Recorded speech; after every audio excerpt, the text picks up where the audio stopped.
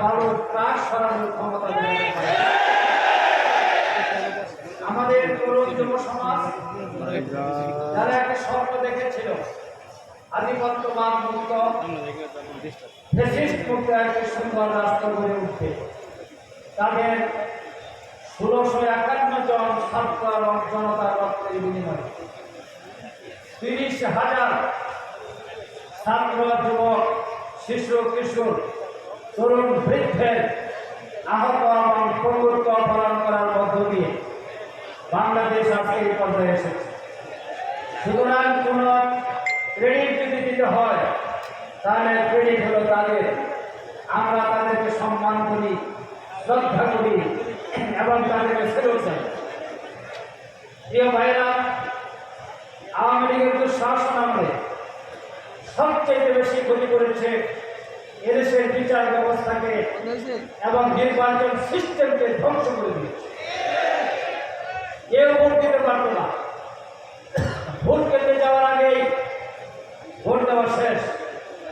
ঢাকা বিশ্ববিদ্যালয়ের একজন আইন বিজ্ঞানী, তিনি শিক্ষক, তিনি একটা গল্প বলেছিলেন। 10 বছর আগে এক লোকের স্ত্রী মারা গেছে, কিন্তু যতবার ভোট হয় ভোটার লিস্টে তার নাম দেখে যে টিক চিহ্ন দেওয়া, তিনি ভোট দিয়ে চলে গেছে।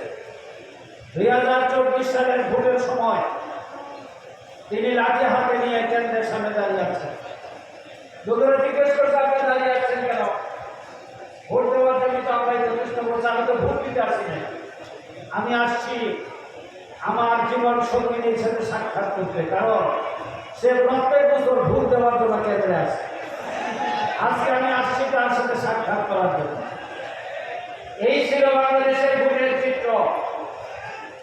বাংলাদেশের নির্বাচন কমিশনকে গত পরশুদিন এদেশের সর্বোচ্চ আদালত আপিল বিভাগ তারা সেখানে দাঁড়িয়ে তাদেরকে ধিক্কার দিয়েছে। 3 জন আপিল বিভাগের বিচারক তারা বলেছেন যে আপনারা বিভাগটি সাংবিধানিকভাবে স্বাধীন, আপনারা কি করছেন, আপনারা কি দায়িত্ব পালন করছেন, জাতি আপনাদের দিকে তাকিয়ে আছে। এই যে নির্বাচন ব্যবস্থার খবর রচনা করা হলো, এই নির্বাচন ব্যবস্থার সংস্কার ব্যতীত বাংলাদেশে যদি আবার নির্বাচন হয় তাহলে সকল মৃত ব্যক্তিরা ভোট দিতে আসবে, জীবিত ব্যক্তিরা ভোট দিতে পারবে। এই জন্য আমরা বলেছি নির্বাচন ব্যবস্থার সংস্কার করতে হবে। আওয়ামী লীগ এরপর যে কাজটি করেছে, প্রশাসনিক সিস্টেমকে ধ্বংস করে দিয়েছে। কোনো ফাইল চলে না, পদোন্নতি হয় না, ঘুষ, টাকা লেনদেন, অর্থ প্রদান ছাড়া কারো স্বাভাবিকভাবে তার ফাইল চলার কোনো সুযোগ নেই। শিক্ষক, শিক্ষাবিদ, এরপরে চিকিৎসক, সৈনিক, স্বাভাবিক প্রশাসনিক কর্মকর্তা যারা আছেন, যারা মেধাবী, যারা সৎ, যারা যোগ্য, যারা দেশের সম্পদ, তাদের পদোন্নতির কোনো ব্যবস্থা আওয়ামী লীগ করে নাই, শুধু দলীয় ক্যাডারদেরকে বসিয়ে দিয়েছে। আমরা এই সিস্টেমকে সম্পূর্ণভাবে ভেঙে তছনছ করে দিতে চাই। সংস্কার ছাড়া এই সিস্টেম পরিবর্তন আনা যাবে না। তৃতীয় হচ্ছে বিচার বিভাগ। বাংলাদেশের মানুষের শেষ আশ্রয়স্থল হল বিচার বিভাগ। বিগত 15.5 বছরে এই দেশে বিচারের নামে কত বড় বিচার হয়েছে সেই চিত্র তুলে ধরেছেন গত 27শে মে বাংলাদেশের সর্বোচ্চ আদালতের আপিল বিভাগের 7 জন বিচারপতি ফুল দেন। এর আগে ব্রিটিশ বিচারকরা বাংলাদেশের একজন ফরিয়াদির আবেদনের প্রেক্ষিতে এখানকার ট্রাইব্যুনালের বিচারের একটা পর্যালোচনা করেছেন এবং তার রায়ে উল্লেখ করেছিলেন বাংলাদেশের বিচার ব্যবস্থা জেনোসাইড অফ জাস্টিস, মানে বিচার ব্যবস্থার মহাপ্রলয়, গণহত্যা সংগঠিত হয়েছে বিচারাঙ্গনে, এখানে কোনো বিচারের সিস্টেম নেই। এই মন্তব্য করেছিল ব্রিটিশ আদালত। আর বাংলাদেশের সর্বোচ্চ আদালত বলল, আপনারা পত্রিকা দেখেছেন, মিসক্যারেজ অফ জাস্টিস, মানে বিচারের নামে মিসক্যারেজ মানে একজন মহিলা যখন সন্তান পেটে ধারণ করে, এই সন্তানের পৃথিবীতে আসার যে সময়, এই সময়ের আগে যে সন্তানটি নষ্ট হয়ে যায়, এর নাম হলো মিসক্যারেজ। আর মিসক্যারেজ অফ জাস্টিস একটা ফ্রেজ, তার অর্থ দ্বারায় বিচার ব্যবস্থাকে ঘোলা টিপে হত্যা করা হয়েছে। আর এই হত্যার নেতৃত্ব দিয়েছিল আওয়ামী লীগ সরকার। এই বিচার ব্যবস্থাকে এই অবস্থায় রেখে যারা শপথবদ্ধ রাজনীতিবিদ, যারা এই বিচারকে ধ্বংস করে দিয়েছেন, সংস্কার ছাড়া বাংলাদেশে আবার স্বাধীন বিচার কাজ হবে এই কথা বলা, মুখে এই কথা বলা যে মানায়, কখনো মানায়। সুতরাং বিচার ব্যবস্থা সংস্কার করতে হবে। জামাত ইসলামী বলেছে স্বাধীন বিচার ব্যবস্থা মানে এখানে আলাদা সেক্রেটারিয়েট থাকবে, প্রধান বিচারপতি হবেন বিচার বিভাগের প্রধান, আইন মন্ত্রণালয় থেকে এটা সম্পূর্ণ আলাদা করতে হবে। এর নাম হলো বিচার বিভাগের স্বাধীনতা। ওনারা সব ঠিক, বিচার মানে তার কাজটা আমার সব ঠিক থাকবে, কিন্তু আইন মন্ত্রণালয়ের অধীনে বিচার বিভাগ থাকবে। এই হল আগামীতে যারা ক্ষমতায় যেতে চান তাদের স্বপ্ন। আমরা বলেছি এই স্বপ্নকে ধূলিসাৎ করে দিতে হবে, কারণ বিচার বিভাগকে যদি স্বাধীন করে না হয়, আলাদা সেক্রেটারিয়েট করে না হয়, প্রশাসনের প্রভাবমুক্ত করে না হয়, তাহলে বিচারকরা ন্যায় বিচার করতে পারবেন না। যে কয়টা রায় ইতিমধ্যে তারা দিয়েছেন, এই রায়কে দিতে বলেছেন, তাদের উপর বর্তমান সরকার কোনো প্রভাব খাটায় নাই। এই কারণে যদি প্রভাব খাটানো হতো তাহলে তারা রায় দিতে পারতেন না, অথবা ভালো আত্মমর্যাদা সম্পন্ন বিচারকরা পদত্যাগ করে চলে যেত। দুইটার একটা হতো। এরপরে যে সর্বনাশটা তারা করেছে সেটা হচ্ছে অর্থনীতিকে ধ্বংস করে দিয়েছে। 28 লক্ষ কোটি টাকা বিদেশে পাচার, একটা দুটো টাকা। বাংলাদেশের বাজেট হল 6,97,000 কোটি টাকা গত বছর। এই বছর অন্তর্বর্তীকালীন সরকার 6,90,000 কোটি টাকার বাজেট ঘোষণা করতে যাচ্ছেন 2 তারিখে। সেই হিসাবে 4 বছরের বাজেটের সমতুল্য টাকা বিদেশে পাচার করা হয়েছে। এই অন্তর্বর্তীকালীন সরকার, অর্থ মন্ত্রণালয়, বাংলাদেশ ব্যাংক এবং international monetary fund, world bank সম্মিলিতভাবে এই টাকা যাতে দেশে ফেরত আনা যায় সেই ব্যবস্থার উদ্যোগ নিয়েছেন। আমরা বলেছি অবিলম্বে এই টাকা বাংলাদেশের রাষ্ট্রীয় কোষাগারে জমা দিতে হবে। জনগণের এই টাকা এনে জনগণের কল্যাণে ব্যয় করতে হবে, এটাই হলো আমাদের বক্তব্য। প্রিয় বন্ধুগণ, এরপরে আমাদের সবচেয়ে বড় দাবি গণহত্যা এবং সংস্কার, এরপরে হলো নির্বাচন। আমরা এই বাংলাদেশে কতগুলো গণহত্যা হয়েছে, শুধুমাত্র জুলাই আগস্টে নয়, 5ই মে শাপলা চত্বরে হাজার হাজার আলেমকে হত্যা করা হয়েছে, সেটা গণহত্যা। আল্লামা দেলোয়ার হোসেন সাঈদীর মামলা রায়ের পর 1 সপ্তাহে শতাধিক মানুষকে হত্যা করা হয়েছে, সেটাও একটি গণহত্যা। এরপরে মাওলানা রহমান নিজামীর মামলার রায়, আব্দুল কাদের মোল্লার মামলার রায় এবং শহীদ কামরুজ্জামানের মামলার রায়, শহীদ আলী হাসান মোহাম্মদ মুজাহিদের মামলার রায়, সকল রায়ের পর বেছে বেছে ইসলামী আন্দোলনের কর্মীদেরকে হত্যা করা হয়েছে। এই গণহত্যার বিচার আমরা চেয়েছি। যদি গণহত্যার বিচার না করে নির্বাচনের আয়োজন করা হয়, তাহলে নতুন সরকার কোন অবস্থাতে এই গণহত্যার বিচার আর করবে না, এই আশঙ্কা দেখা দিয়েছে। যার জন্য আমরা বলেছি অবিলম্বে গণহত্যার বিচার, কারণ ট্রাইব্যুনাল আছে, আইন আছে, প্রসিকিউটর আছে, ইনভেস্টিগেশন টিম আছে, ডকুমেন্ট আছে, বিচারে বিলম্ব হওয়ার কোনো কারণ নেই। যদি কোর্ট চেষ্টা চালিয়ে যায়, আগামী অক্টোবর নভেম্বরের মধ্যে 137টি হত্যাকাণ্ড গণহত্যার অংশ হিসেবে বিচার সম্পন্ন করা সম্ভব। এই বিচার অবশ্যই অক্টোবর নভেম্বরের মধ্যে সম্পন্ন করতে হবে।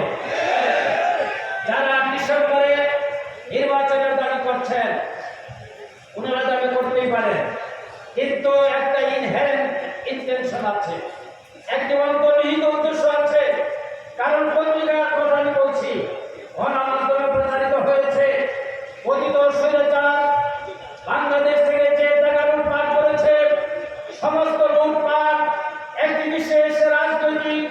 দলের দলকে প্রদান করেছে। এই টাকা নিয়ে তারা তাদেরকে পুনর্বাসনের উদ্যোগ গ্রহণ করেছে, যার কারণে আগামী ডিসেম্বরে যদি নির্বাচনের তারিখ ঘোষণা করা হয়, তফসিল ঘোষণা করতে হবে সেপ্টেম্বরে, রাষ্ট্রীয়তা অক্টোবরে, সংবিধান নেই, গণহত্যার বিচার ধামাচাপা করে যাবে, আর গণহত্যার বিচার এই সরকারের আমলে হবে না। যার কারণে ওনারা ডিসেম্বরে নির্বাচনকে গণহত্যার বিচারকে পিছনে ফেলে দিতে যাচ্ছেন। বাংলাদেশের মানুষ এই ষড়যন্ত্র কোনোদিন বাস্তবায়ন হতে দেবে না। আমাদের সন্দেহ প্রকট। গতকালকের পত্রিকা খুলেন, আজকের পত্রিকা খুলেন, ভারতের পররাষ্ট্র মন্ত্রণালয়ের মুখপাত্র তিনি একটা বিবৃতি দিয়েছেন। তিনি তার বিবৃতিতে বলেছেন, অবিলম্বে একটি ইনক্লুসিভ নির্বাচনের ব্যবস্থা করতে হবে। উনি ভারতের পররাষ্ট্র মন্ত্রণালয়ের মুখপাত্র, আর কথা বলেন বাংলাদেশের রাজনীতি নিয়ে, নির্বাচন নিয়ে। কত বড় দুঃসাহস! এই ভারতের পররাষ্ট্র সচিব সুজাতা সিং 2014 সালে নির্বাচনের আগে এসে মারিদা রায় হোসেন মাহমুদের সাথে বাড়ি থেকে চাপ প্রয়োগ করে বলেছিল, আপনি যদি নির্বাচনে না আসেন, কারণ সবাই নির্বাচন বয়কট করেছে, বিএনপি, জামাত, সকল দল, বাদ ছিল জাতীয় পার্টি।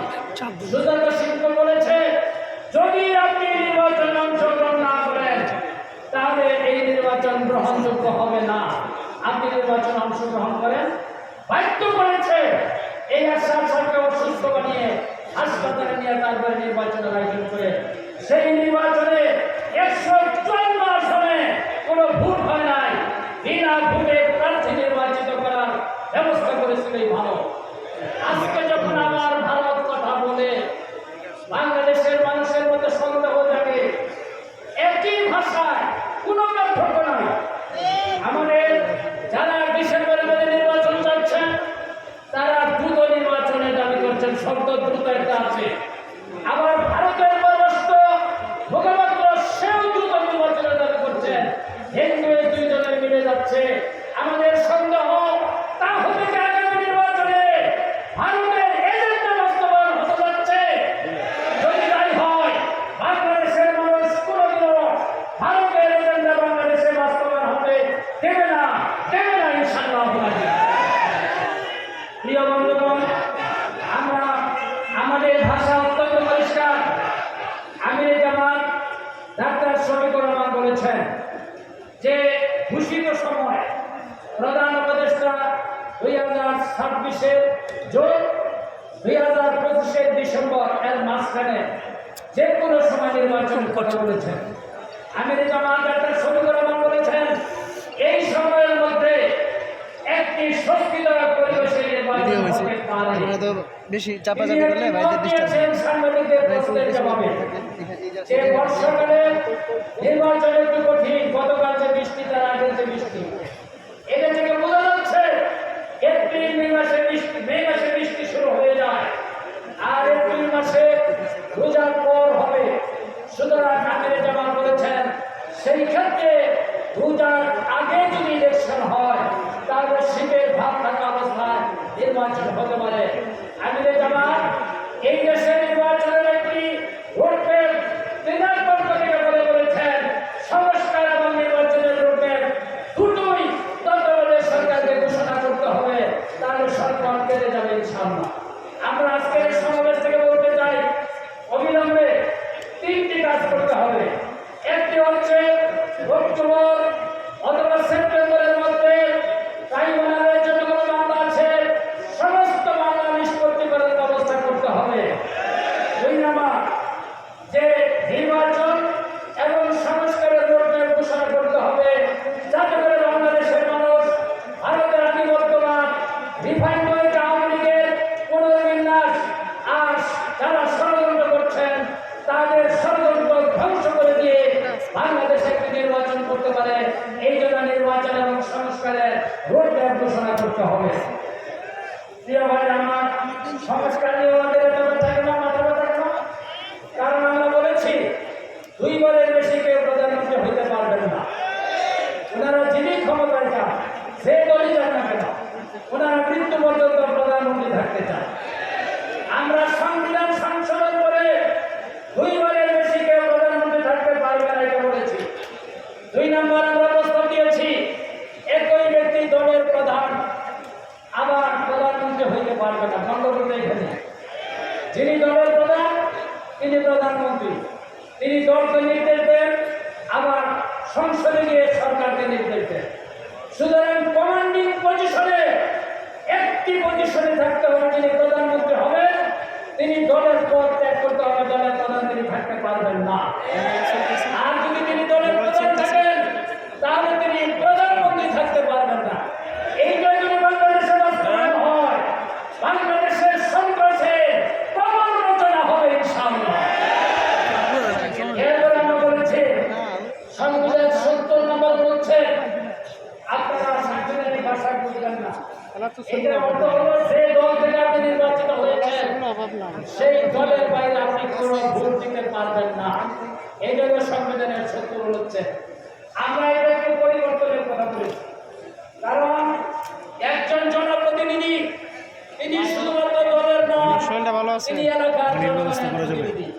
সুতরাং জনগণের স্বার্থে সংসদে তাকে কথা বলার সুযোগ দিতে হবে। কিন্তু এখানে আমাদের দলীয় নেতারা বলছেন দলের বাইরে কোনো কথা বলতে পারবে না। জামাত বলছে দলের বাইরে কথা বলতে পারবে, এটা তার রাইট, এটা তার এলাকার রাইট। শুধুমাত্র কয়েকটি জায়গায় দলের সিদ্ধান্ত মানতে হবে। একটা হলো এই যে বাজেট, এই বাজেট পেশের সময় দলের দৃষ্টিভঙ্গির সাথে থাকতে হবে। অনাস্থা ভোট হলে দলের সাথে থাকতে হবে। আর সংবিধান সংশোধন হলে দলের সাথে থাকতে হবে। আর সকল ক্ষেত্রে একজন এমপি যারা এলাকার জনগণ ভোট দিয়ে তাকে নির্বাচিত করেছে তাদের পক্ষে যে কোনো বক্তব্য পার্লামেন্টে রাখতে পারবে। এই ক্ষেত্রে অন্য দল বলছে আমরা যা বলবো এলাকায় কোনো বক্তব্য দিতে পারবে না। এখানেই জামাত ইসলামী আর অন্য দল করতে বাধ্য। এরপরে সাংবাদিক বন্ধুগণ, আমরা আরেকটি প্রস্তাব দিয়েছি আমার বক্তব্য শেষ করতে। আমরা বলেছি প্রশাসনের সংস্কার করতে হবে। পুলিশ, বাংলাদেশের পুলিশ এখন আওয়ামী লীগের আমাদের জনগণের বন্ধু ছিল না। যারা নিচের দিকের পুলিশ অফিসার বাধ্য হয়ে কমান্ড ফলো করেছেন তারা এখনো দেশে আছে। আর যারা সরকারের হাতিয়ার হিসেবে কাজ করেছিল তারা সব দেশ থেকে পালিয়ে চলে গেছে। একজন আইনজীবী তার বক্তব্য এখনো ফেসবুকে ভাবছি, তিনি বলছেন কবরে লুকাই থাকতে সেখান থেকে তাকে উঠাই নিয়ে আসে। আমরা তো সব কবরের উপরেই ছিলাম। আপনি কোথায় আছেন? আপনি কোথায় আছেন? বাংলাদেশের মানুষ আজকে আপনাকে খুঁজছে, বাংলাদেশের পুলিশ আপনাকে খুঁজছে, বাংলাদেশের আদালত আপনাকে খুঁজছে। আপনি আসেন, আমরা কবরের উপর আছি মেহরবানি করে আমাদেরকে গ্রেফতার করে নিয়ে যান। এই দুঃসাহস দেখানোর কোনো সাহস তার নেই, কারণ অর্থনৈতিক কেলেঙ্কারি এক জায়গা থেকে তিনি 900 কোটি টাকা মালিক হয়েছে। কল্পনা করে যান, তার স্ত্রী, তার সন্তান, তার মেয়ে সবাই শত শত কোটি টাকার মালিক। এই সুযোগ দিয়ে প্রশাসনের সিস্টেমকে, পুলিশকে ধ্বংস করা হয়েছিল। জামাত ইসলামী বলেছে সংস্কার করতে হবে। একটা আলাদা কমিশন থাকবে। এই কমিশন পুলিশের দুর্নীতি, পদোন্নতি এবং তাদের ডেভেলপমেন্টকে সব কিছু দেখবে। এটা বিভাগ দেখবে না, দেখবে একটা কমিশন। এইভাবে দেশের ভিতরে একটা স্বচ্ছতা, জবাবদিহিতা প্রতিষ্ঠিত হবে। ন্যূনতম এই সংস্কার শেষ করার পরেই নির্বাচনের দিকে দেশকে নিয়ে যেতে হবে। তখন যেই ক্ষমতায় আসুক এর ভিত্তিতে দেশ চলবে, দেশে একটি শাসন কায়েম হবে, স্বৈরাচার ব্যবস্থা ফিরে আসবে না। এই জন্য জামাত ন্যূনতম সংস্কার করে নির্বাচনের প্রতি জোর দাবি জানিয়েছে। আজকে আমি আমার বক্তব্যের শেষ প্রান্তে বলতে চাই, বন্ধুগণ, আপনারা বৈদিক অনেক দলকে ক্ষমতায় নিয়েছেন। তাদের ক্ষমতায় যাওয়ার পর কি হয়েছে? বাংলাদেশের মানুষের বাড়িতে পরিবর্তন হয় না। জামাত ইসলামী আগামীতে 300 আসনের নির্বাচনের ঘোষণা দিয়েছে। 300 আসনের নির্বাচনে আমরা অংশগ্রহণ করবো ইনশাআল্লাহ। কিছুক্ষণ আগে যে নামগুলো আমরা বললাম, এই কিশোরগঞ্জের পুরনো সিটে